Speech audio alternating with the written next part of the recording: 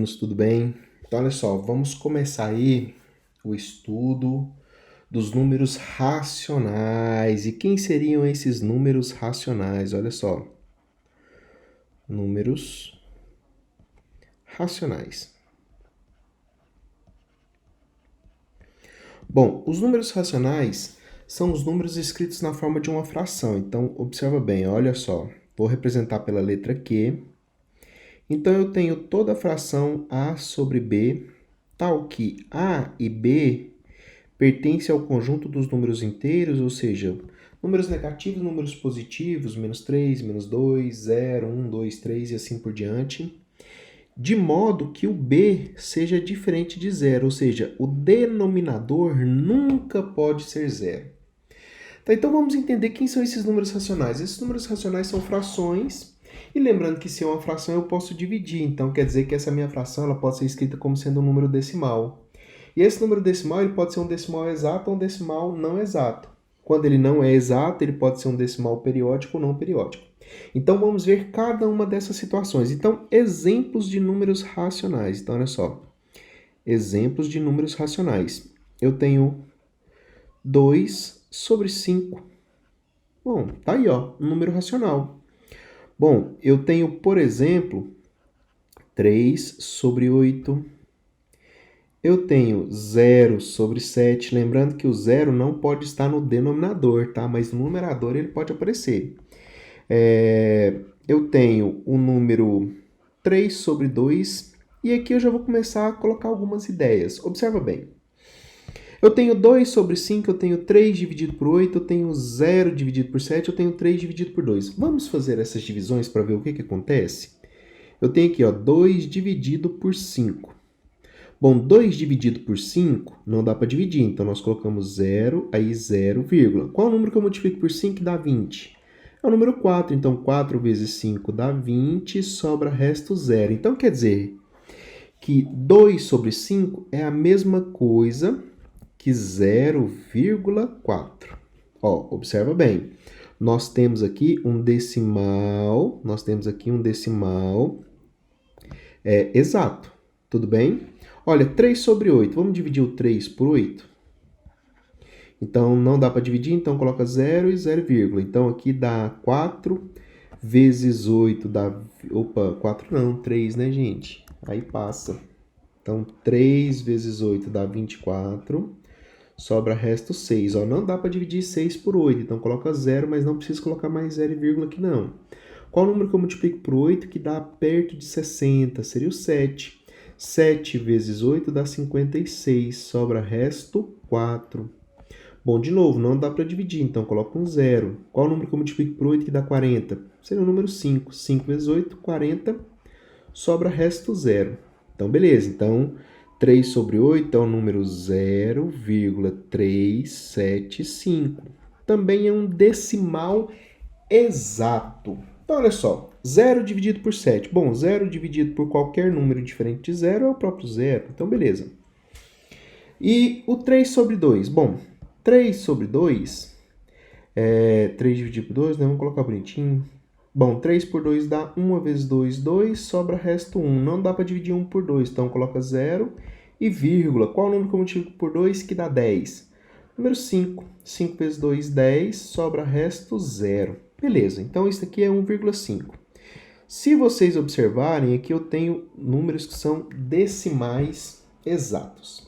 E aí eu quero que vocês tenham em mente o seguinte. Toda vez que eu tenho um número com vírgula, eu posso escrever esse número como sendo uma fração de denominador sendo um múltiplo de 10. Como assim?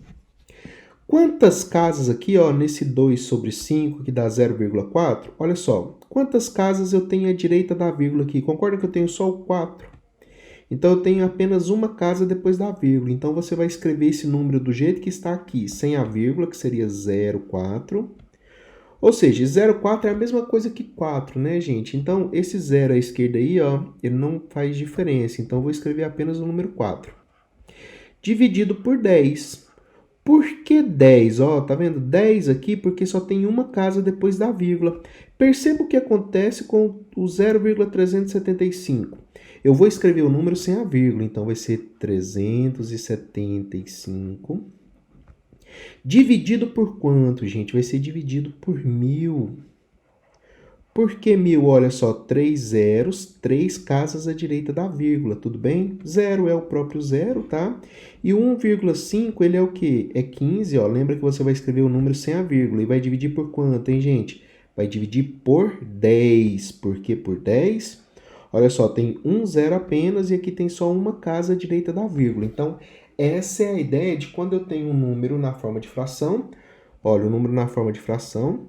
Posso escrevê-lo na forma decimal exata, né? E se ele está na forma decimal exata, eu posso escrever como sendo um número cujo denominador é uma potência de 10. Então, esses números aqui, ó, eles são iguais, eles representam a mesma quantidade, tá, gente? Isso é importante. Beleza. Tá, seguindo essa mesma linha aqui, já vamos fazer assim, ó. Vou escrever o número 1,35. Bom, como é que eu escrevo esse número na forma de uma fração, hein, gente? Lembrando que eu vou escrever o número do jeito que está ali, sem a vírgula, então 135 dividido por 100. Tranquilo? Difícil? Olha, vamos fazer mais um para finalizar. Eu tenho 1,031 igual... Bom, como é que ficaria isso daqui? 1,031, ó, vou ignorar a vírgula. E eu tenho quantas casas à direita da vírgula? Tenho 3. Então tá aqui, ó. 3 casas. Difícil isso, gente? Vocês acharam complicado? Tranquilo, né? Então tá bom. Isso daqui é quando eu tenho um decimal exato. E quando eu não tenho um decimal exato, eu tenho um decimal não exato. E aí, para ele ser um número racional, ele tem que ser um decimal não exato e periódico. Como assim, professor?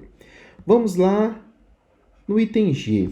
Imaginem o seguinte, eu vou pegar o número 1 e vou dividir por 3. Vamos fazer a divisão do número 1 pelo número 3? Então tem aqui, ó, 1, 3. Bom, não dá para dividir 1 por 3, então coloca 0, 0, vírgula. Qual o número que eu multiplico por 3 que dá 10 ou perto de 10? É o número 3, então 3 vezes 3 dá 9. Aí quando eu faço a subtração sobra resto 1, mas espera aí.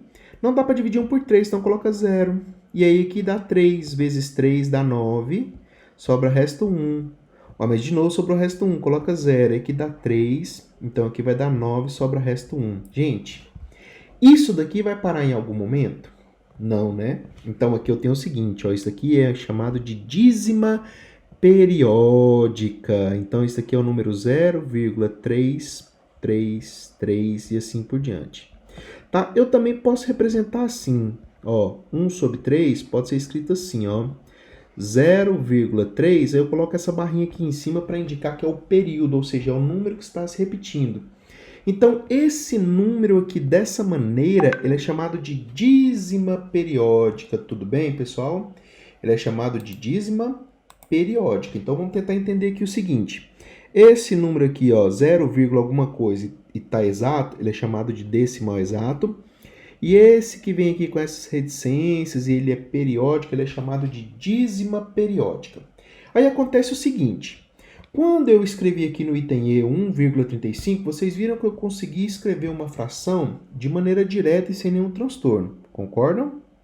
E agora, como é que eu faço para escrever uma dízima periódica na forma de uma fração? Olha só, H vai ser igual, vou escrever aqui o número 0,555 e assim por diante. Eu quero saber que fração é essa. Essa fração tem o nome. É chamada de fração geratriz dessa dízima periódica. Tá? Eu quero que vocês pensem um pouquinho e na aula 2, no vídeo 2 que eu vou disponibilizar para vocês, eu vou explicar como é que funciona essa dízima periódica. Então, nessa primeira aula, o meu objetivo é trabalhar com vocês o que são os números racionais. E aí, na aula 2, eu vou explicar o que é dízima periódica. Tudo bem? Espero que tenha ficado claro até esse momento. E pensem um pouquinho e vão para o vídeo 2.